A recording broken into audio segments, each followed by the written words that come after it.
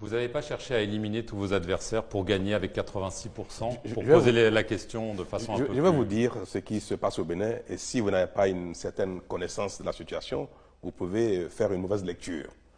Et on peut constater aujourd'hui que plus de 60 ans après nos indépendances, plus de 30 ans après le renouveau démocratique, dans notre processus donc, de démocratie, de compétition électorale libre et démocratique, on peut constater que le Bénin n'a réussi à donner aucun signe de développement. Aucun signe, alors. Et que l'essentiel nécessaire à la survie continue de manquer à la majorité de nos concitoyens. Moins de la moitié des Béninois avaient accès à l'eau potable en 2016, au moment où j'ai accédé à la fonction. L'électricité, n'en parlons pas. Les routes et les pistes, n'en parlons pas. Le peu qui a été réalisé en 60 ans, mal réalisé, mal entretenu. Les infrastructures marchandes, sportives, culturelles et consorts, rien du tout. L'école, c'est une catastrophe. La santé, pareil.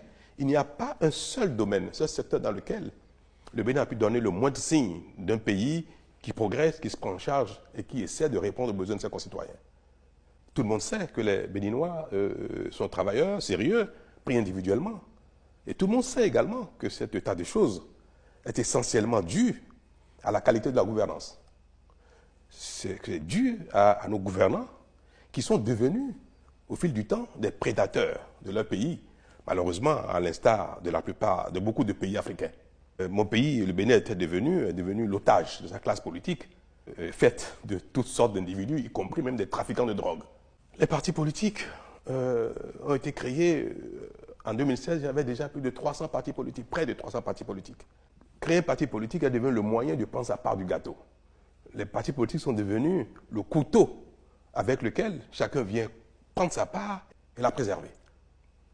Et dans ces conditions, on a pu observer, et ça tout le monde le sait, derrière cette façade démocratie, que le pays était coupé en morceaux, réparti entre les acteurs politiques.